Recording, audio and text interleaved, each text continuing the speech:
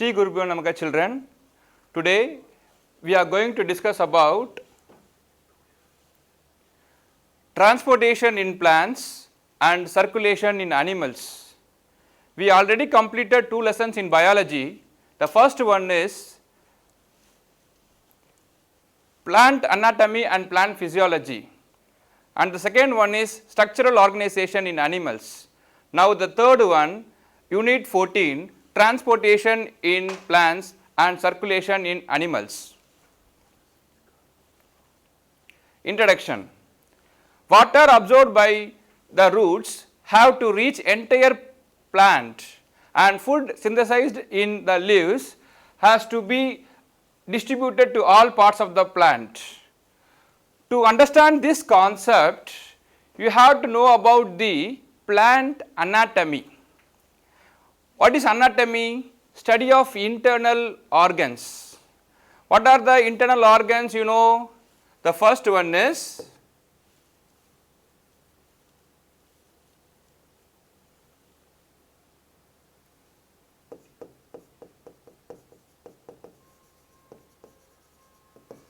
epidermis,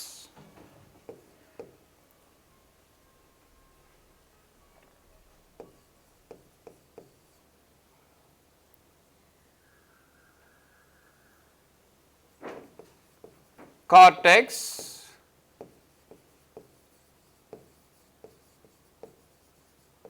endodermis,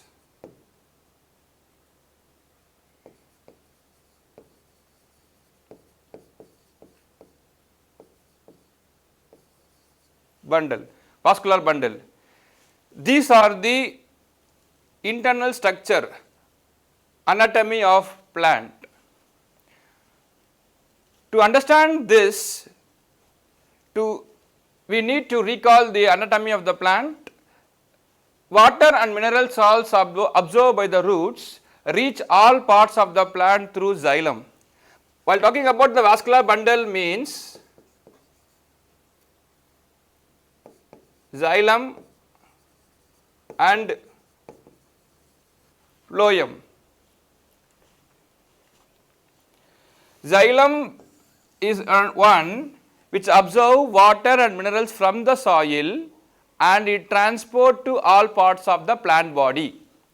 The next one is phloem.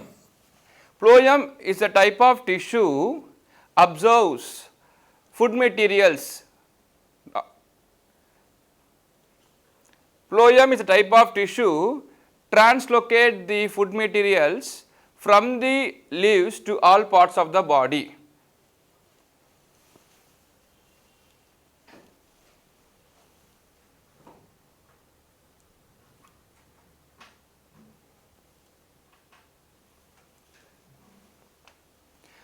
Food synthesized by the leaves are translocated to all parts of the plant through the phloem. The bulk movement of substances through the vascular tissue is called translocation. Translocation is nothing but transport, start from one place to another place. The word transport means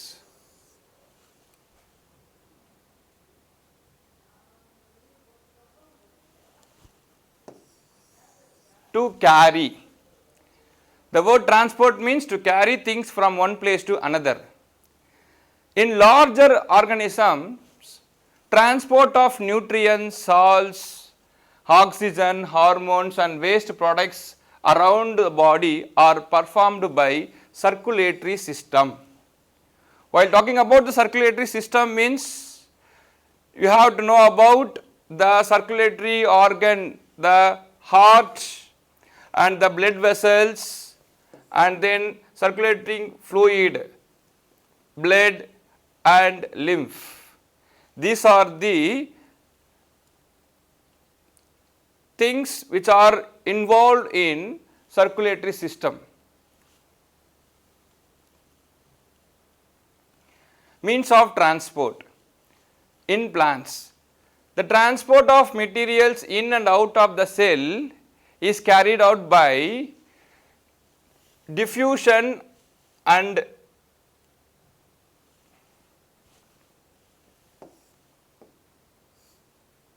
diffusion and active transport.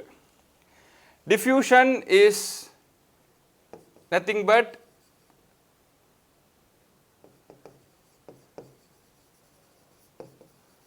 a passive transport and another one is active transport.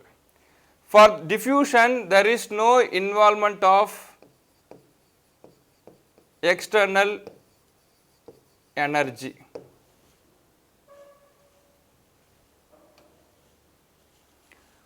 Now, we are going to see the definition.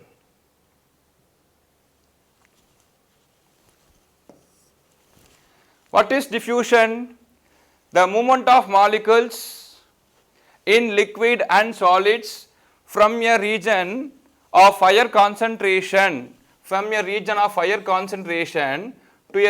lower concentration without utilization of energy is called diffusion. It is a very important 2-mark question. What is diffusion means? The movement of molecules in liquid or solid from a region of higher concentration to a region of lower concentration. The very important word, without the utilization of energy, is called diffusion. See the diagram here. This is a cell before diffusion and what will happen after diffusion. There have the movement of molecules from higher concentration to the lower concentration without any external energy, without utilization of any energy. That is called diffusion.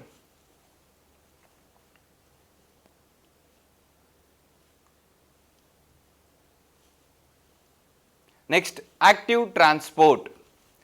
Active transport utilize energy.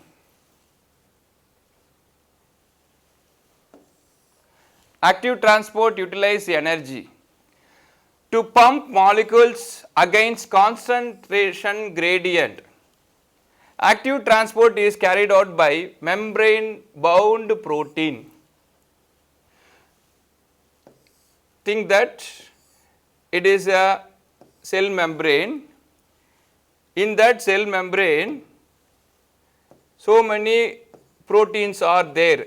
This is called a membrane bound protein. This membrane bound protein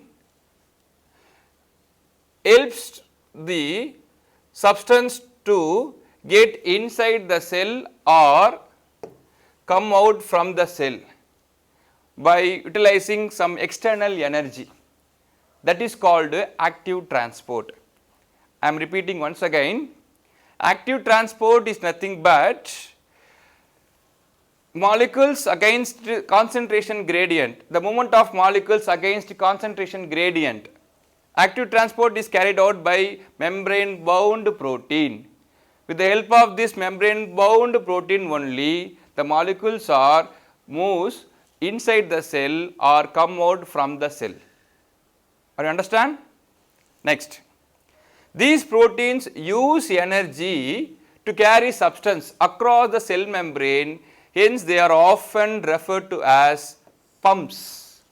So, active transport is often referred to as pumps.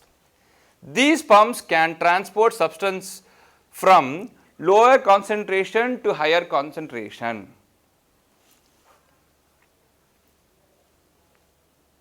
Next one, plasmolysis. The word lysis means breakdown. Plasmolysis,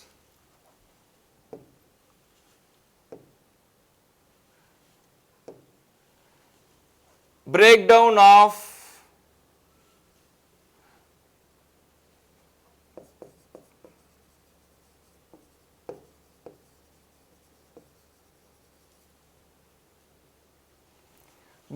of plasma membrane or shrinkage of cell membrane. Cell membrane, plasma membrane both are same only.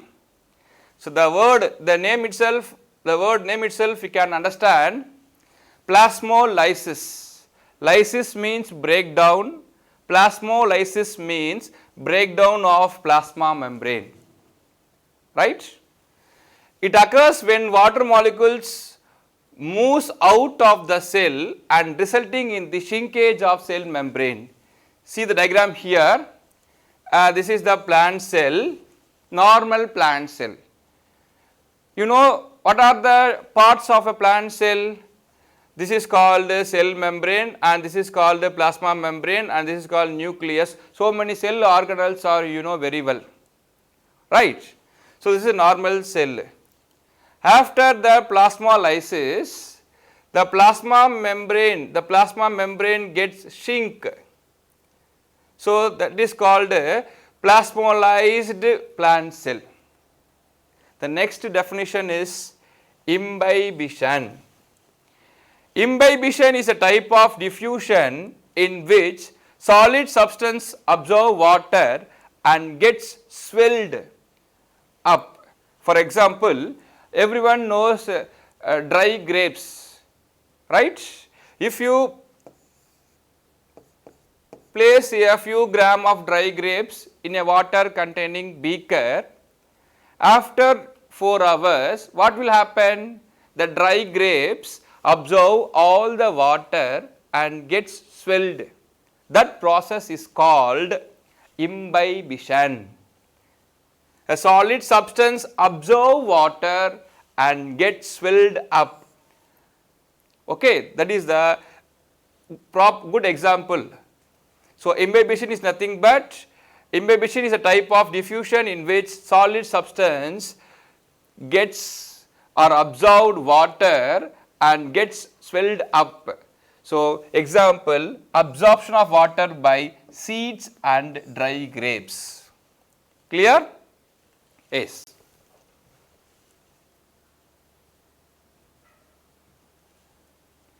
The next one is root air water absorbing unit. See the diagram here, this is the root. In that root millions of root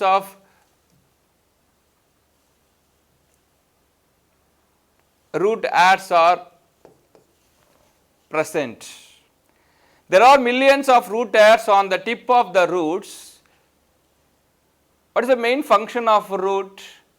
It absorbs water from the soil, right. The same concept here also. There are millions of root hairs on the tip of the root which absorb water and minerals by diffusion. Diffusion is nothing but a passive transport. Okay. So root hairs are very thin in structure, very thin walled, slender, of epidermal cell which increase the surface area, around the root. Okay.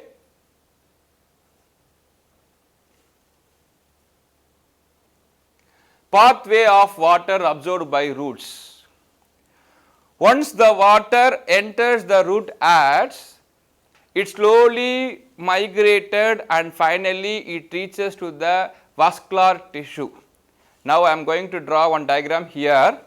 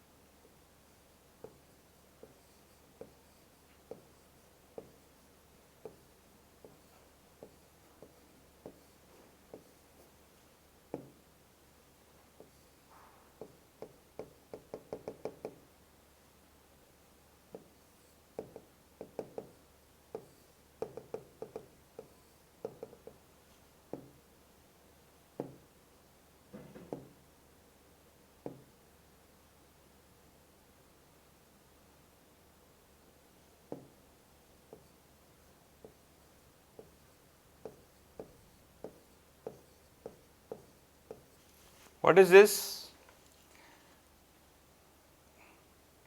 This is Ts of dicot root. This is Ts of dicot root, right? I already said that root has the capacity to absorb water from the soil, right? Generally, root does not absorb directly. Root has so many internal parts. This is called root air. This is called epidermis. This is called cortex. This is called endodermis. And this is called phloem, vascular bundle. This is called xylem. These are all the internal structure of root. This root air absorb water from the soil, and the absorbed waters are slowly migrated and finally it reaches to xylem vessel. This is xylem, as I said. Once the water reaches the xylem, this xylem translocate the water to all parts of the plant body, right? You know very well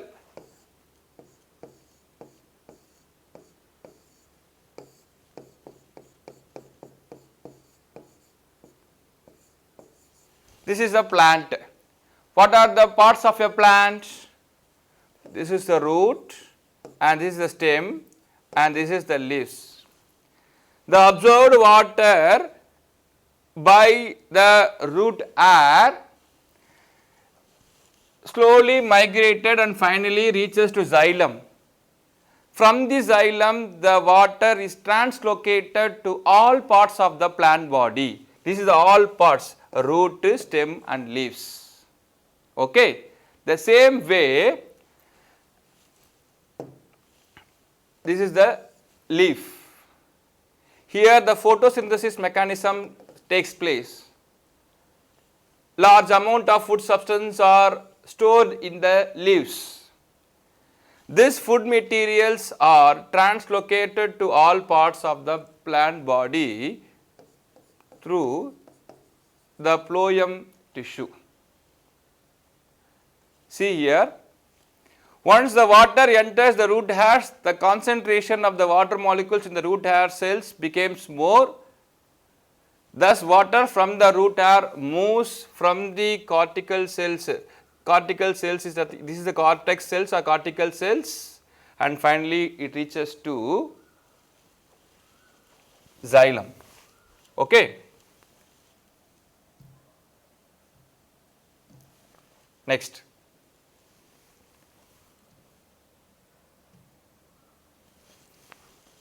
Types of movement of water in the root cells. Once water is absorbed by the root air, it can move deeper into the root by two distinct pathways. One is called apoplast, another one is called symplast. See the diagram here.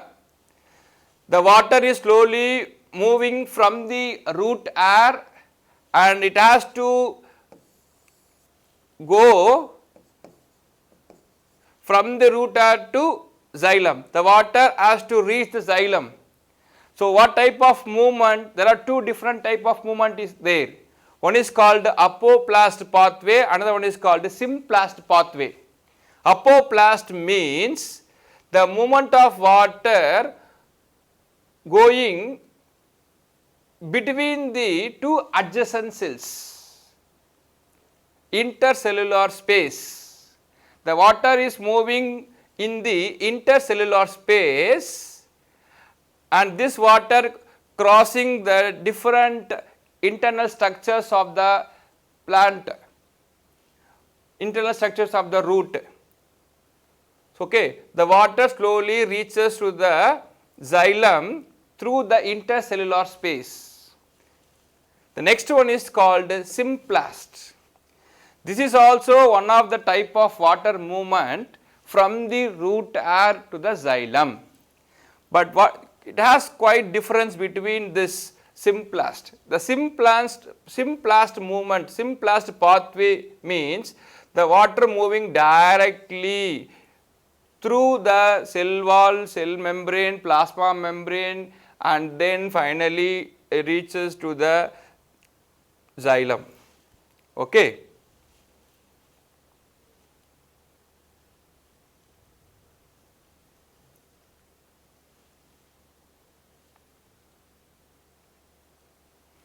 See, apoplast. Apoplastic movement of water occurs exclusively through the intercellular space.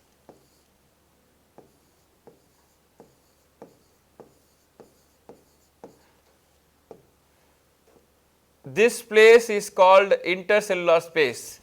There will be a gap between two adjacent cells. So, the water molecule slowly moving between the two adjacent cells. So, that type of movement is called apoplast. Okay.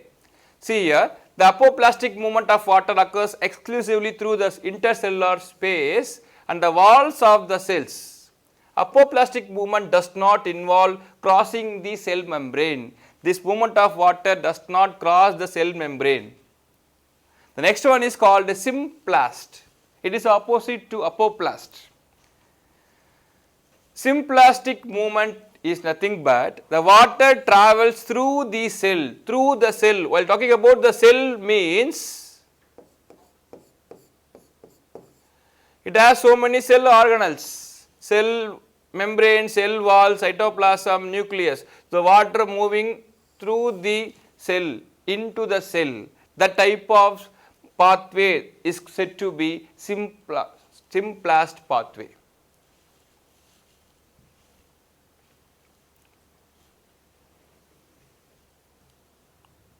Next one, transpiration.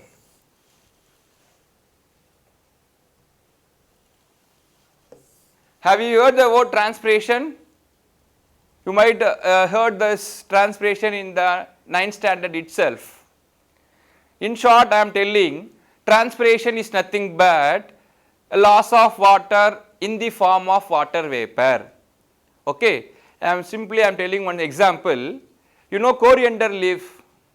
A bunch of coriander leaves is kept in a polythene cover and it tightly closed. After 4 hours or 5 hours, what will happen?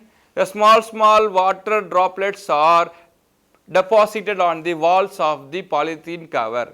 That shows the leaves lost water in the form of water vapor. This water vapor only deposited on the polythene cover. That is called transpiration. See here, transpiration is nothing but evaporation of water. Evaporation is also called as loss of water in the form of water vapor. I already said the same thing, evaporation or loss, both are same only. Clear? Transpiration is the evaporation of water in plants through stomata. Leaves have stomata. Stomata plays a vital role in transpiration. Okay. Stomata are open in daytime and these stomata are closed in night time.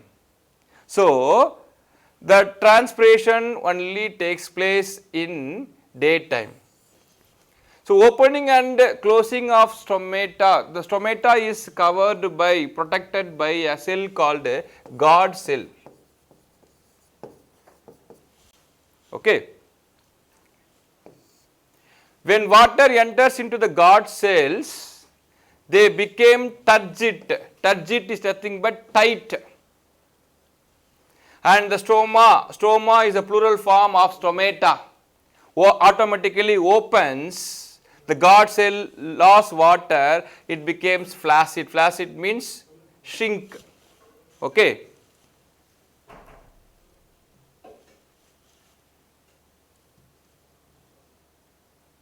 See the diagram here. As water is lost from the leaves, here the water is lost from the leaves, there will be a pressure around the leaves. See here, water is lost from the leaves, pressure is created at the top of the leaves.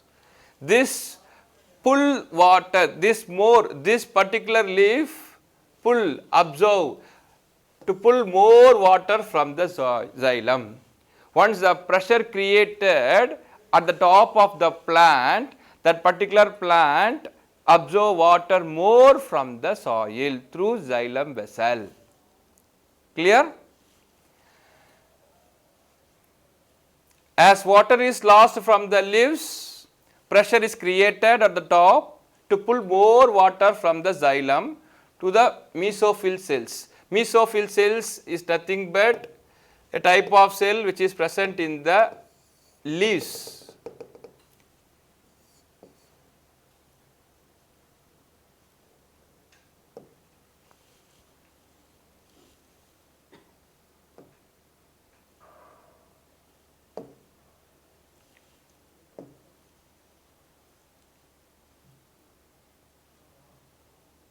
Next one, transpiration is affected by several factors, internal factors and external factors.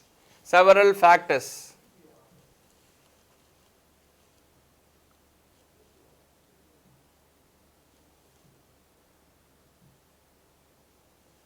The external factors is nothing but temperature, light, humidity and wind speed. So, next internal factors are the number and distribution of stomata, percentage of open stomata, water status of the plant. So, transpiration is mainly based on internal and external factors. See the diagram here, this is open stomata, stomata is open here and stomata is closed here, shrink the guard cell, this is guard cell. This guard cell protect the stomata very safely. This stomata or stoma is very necessary for transpiration, I already said. Okay.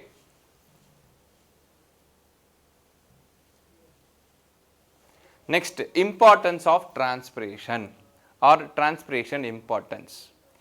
First point, transpiration creates transpiration pull. Transpiration pull for transport of water. Transpiration creates transpiration pull means what? Just once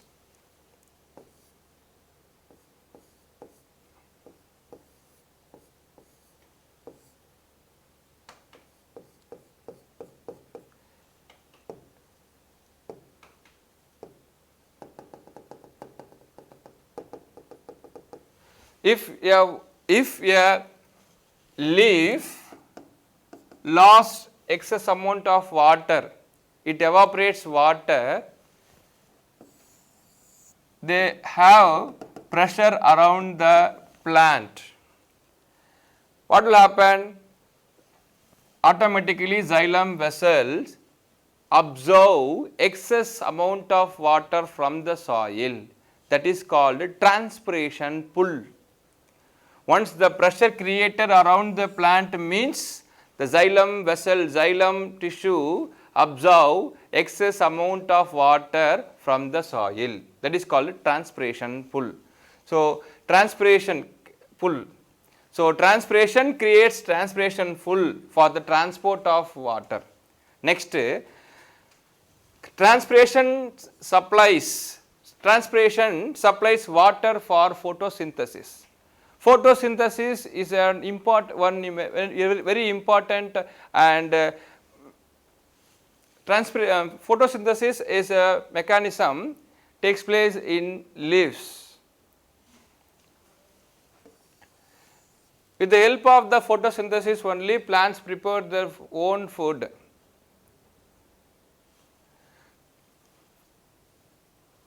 What are the things which are necessary for photosynthesis means? Carbon dioxide, water, chlorophyll pigment, Plant prepared food material, starch, by the liberation of water and oxygen. Sunlight. This is photosynthesis mechanism. So, transpiration also necessary for photosynthesis. So, transpiration supplies water for photosynthesis. Next one, transports minerals from soil to all parts of the plant body. Next point, cools the surface of the leaves by evaporation.